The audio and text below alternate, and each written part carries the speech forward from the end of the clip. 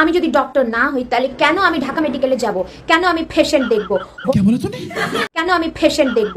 Why TikTok করার জন্য আমি কেন ঢাকা মেডিকেলে যাব? আমি এমবিবিএস ডক্টর, কিন্তু ইন্টার নিয়ে এখনো কমপ্লিট হয় নাই। করোনার সময় ওই চান্সে আমি ঢাকা মেডিকেলে ঢুকে পড়ছি। আমি যেই রোগীর জন্য ধরা খাইছি ওনার ব্রেন স্টুমার হয়েছিল, না স্ট্রোক না স্টুমার।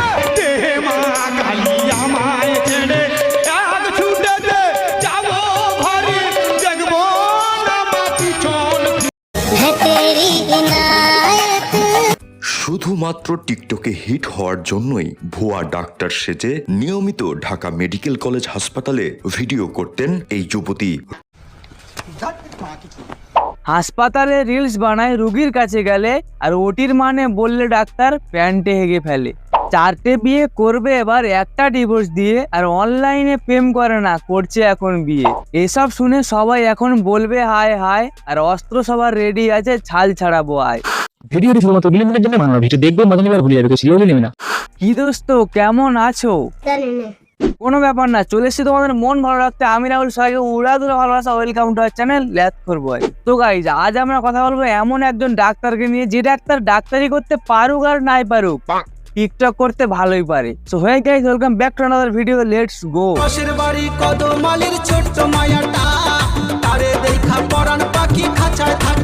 গত বছর গণমাধ্যমে কিন্তু একটা বিষয় বারবারই উঠে এসেছে, সেটা হচ্ছে একজন ভুয়া ডক্টরকে ঢাকা মেডিকেল কলেজ হাসপাতাল থেকে ধরা হয়েছিল। তার নাম ছিল মুনি আক্তার রোজা। সম্প্রতি সেই ডক্টর জেল থেকে বের হয়েছে। ও আচ্ছা, তাই নাকি? এই ডাক্তার একবার জেলও খেটে এসেছে। ঠিকই শুনছো, ভুল কিছু শোনোনি। অথবা তিনি কি ভুয়া নাকি সত্যি, কোনটা সঠিক সেটাই কিন্তু তিনি জানানোর জন্য আজকে আমাদের নাগরিক টিভির স্টুডিওতে উপস্থিত হয়েছেন। একটু সময় কম, শুরু করো। আমি এখানে বসে ডিউটি করছি, আপনি আমার পেশেন্ট। এখন আমি আপনার ফাইল দেখছি, আপনার কি প্রবলেম আপনি আমাকে বলছেন, দেন হচ্ছে আমি প্রবলেমগুলো লিখছি। বলছি দিদি, ডাক্তার তো প্রেসক্রিপশনে ওষুধের নাম লেখে, প্রবলেম তো লেখে না। কি সব বলছো উল্টো পাল্টা? কন্ট্রোল। আপনি কি বলতে চাচ্ছেন তাহলে ঢাকা মেডিকেলে ইন্টার্নি করেছেন আপনি? জি। কতদিন ইন্টার্নি সময়টা থাকে? এটা মাথা ব্রেনের উপর ডিপেন্ড করে।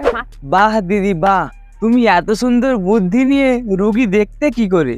আমি বলুম না, আমার শরম করে। আপনার কি ডাক্তারি পড়ার অনেক শখ ছিল, তাই না? হ্যাঁ, প্রচুর শখ ছিল, বাট ডাক্তারের পড়া কিছু মাথায় ঢুকতো না, তাই টিকটকের মাধ্যমে ডাক্তার হয়ে গেল, তাই তো? আচ্ছা, মানব দেহে কয়টা হাড় বলেন তো? এগুলা কেন আমি এখানে শো করতে যাব? আরে দিদি, তুমি কেন করবে? আসল কথা হলো তুমি তো জানোই না। ঠিক বলেছো। তেমন কোনো চিকিৎসা দিয়ে দেন এরকম কিছু আমি দেখি নাই। পুরুষ ওয়ার্ডে তারা চলে আসছে ভুল করে, তারা যাবে মহিলা ওয়ার্ডে। তারা আপনি পুরুষ ওয়ার্ডে বসেন, গাইনি ডিপার্টমেন্টের পুরুষ ওয়ার্ডে। গাইজ, এই ডাক্তার দিদি আবার পুরুষদের দেখে, মেয়েদের দেখে না। কি দিদি, ঠিক বললাম তো? হ্যাঁ। এখন আপনার কি চাওয়া? যেহেতু আমি এত কষ্ট করে পড়াশোনা করে এই পর্যন্ত আসছি, অনেক কিছু স্যাক্রিফাইস করে আজকে আমি আরে দিদি, ওটা স্যাক্রিফাইস না, স্যাক্রিফাইস। এই পর্যন্ত আসছি। তো আমার যা হবার হইছে, আমার যা ক্ষতি হইছে, ঠিক আছে, এটা আমি মানছি। আরে তোমার তো এখনো কিছুই হয়নি, পাবলিকের মার তো খাওনি, তাহলে বুঝতে। আমি ম্যারিড। আচ্ছা, আপনার হাজবেন্ড কোথায়? আমার হাজবেন্ড হচ্ছে দুবাই থাকে। আচ্ছা, কত বছর আগে বিয়ে হয়েছে? কারাগার যাওয়ার 2 মাস আগে বিয়ে হয়েছে। তো তিনি কি আসেন না? না, উনি এখনো আসে নাই। আপনার সাথে তার দেখা হয়নি? না, দেখা হয়নি, জাস্ট শুধু ফোনে কথা, ফোনে বিয়ে হয়েছে। এটা কি প্রেমের বিয়ে? কি যুগ এলো রে ভাই, যেখানে শাখা সিঁদুর থাকা সত্ত্বেও ফোনে ফোনেই বিয়ে হয়ে যাচ্ছে। গাইজ, এই বিয়ের কথা শুনে মনে হলো কাঞ্চনদা। তাহলে ডিভোর্স হয়ে গেল, বিয়ের মাস কাটেনি, কোন ভুলে কাঞ্চনকে হুমকি শ্রীময়ীর? কাঞ্চন শ্রীময়ীর ডিভোর্স। কংগ্রাচুলেশনস কাঞ্চনদা, 3 নম্বর বউকে ডিভোর্স আর 4 নম্বর বিয়ের প্রস্তুতি নেওয়ার জন্য। গাইস, কাঞ্চনদা নিজের বিয়ের প্রস্তুতি নিক, ততক্ষণ আমরা ডাক্তার দিদির ইন্টারভিউ দেখে আসি। প্রশ্ন হচ্ছে, আপনি যখন জেলে ছিলেন আপনার যারা সহকর্মী ছিল তারা কি একবারও আপনার সাথে দেখা করতে আসেনি? অবশ্যই আসছে। তাহলে আমি তাদের সাথে দেখা করি নাই। আমি কেন করতে যাব? যেদিন আমাকে ধরেছে, দেন আমাকে হসপিটাল থেকে থানায় নিয়ে আসছে, তখন তো তারা কেউ একটা মানুষও তো আমার পাশে ছিল না। আরে দিদি, তুমি সবই তো বোঝো, আর এই জিনিসটা বোঝো না যে চোর চিটিংবাজের পাশে কোনো ভালো মানুষ থাকে না। সঠিক বলেছেন, আপনার বুদ্ধি ভালো। দর্শক, এই মুহূর্তে আমরা কথা বলবো রিপা, অর্থাৎ গাইস, এ হলো ডক্টর মুনিয়ার বান্ধবী, যে কিনা ডাক্তারি নিয়ে পড়ছে, অথচ এইচএস এর ফুল ফর্ম জানে না। আপনি জানেন এইচএসসি এর ফুল মিনিং কি? Secondary school certificate. এইচএসসি এর ফুল মিনিং সেকেন্ডারি স্কুল। হ্যাঁ আপনার হাইসিসি ফাঁস গে আসি সরি টু সে, আমি আসলে এইভাবে জিজ্ঞেস করতেছি। আমি জানি আমার দর্শকরা যারা আছেন তারাও হয়তো আপনারা আসল ডক্টর না ভুয়া ডক্টর সেটা জানার জন্য খুবই কৌতূহলী। হ্যাঁ আমি তো ঠিকই বলেছি, ভুয়া ডাক্তারের বান্ধবী তো ভুয়াই হবে।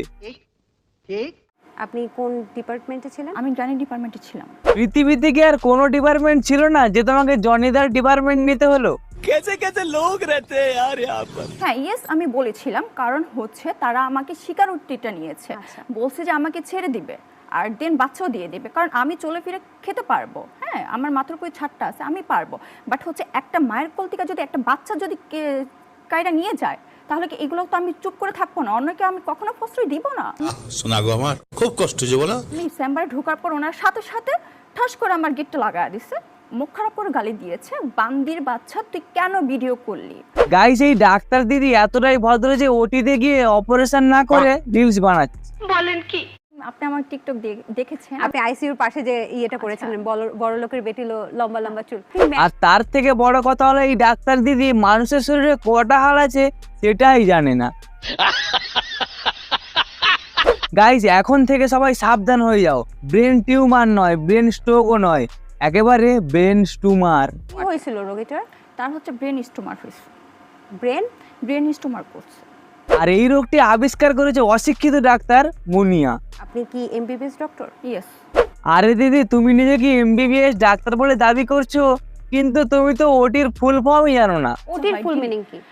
ওটির ফুল মিনিং হচ্ছে আপনার ওটি করাই তো হবে। আইসিইউর ফুল মিনিংটা কি? আইসিইউ ফুল মিনিংটা হচ্ছে অক্সিজেনের মাধ্যমে, যেমন হচ্ছে সে সুইসাইড করলো, দেন বলছি দিদি আইসিইউ এর সাথে আত্মহত্যার কি সম্পর্ক? অ্যাকচুয়ালি এটা আমি সঠিক বলতে পারবো না। হ্যাঁ তুমি বলবে কি করে, তুমি তো একটা অশিক্ষিত ভুয়া ডাক্তার। বলছি দিদি ক্লাস 1 এর বাচ্চাকে জিজ্ঞাসা করলে ওটির ফুল ফর্ম ওরাও বলে দেবে, অপারেশন থিয়েটার। কথা কি ক্লিয়ার না ভেজাল আছে? বলছি কি এই যে এমবিবিএস ডক্টর, তোমাকে দেখে একটা কথা না বলে আর পারছি না।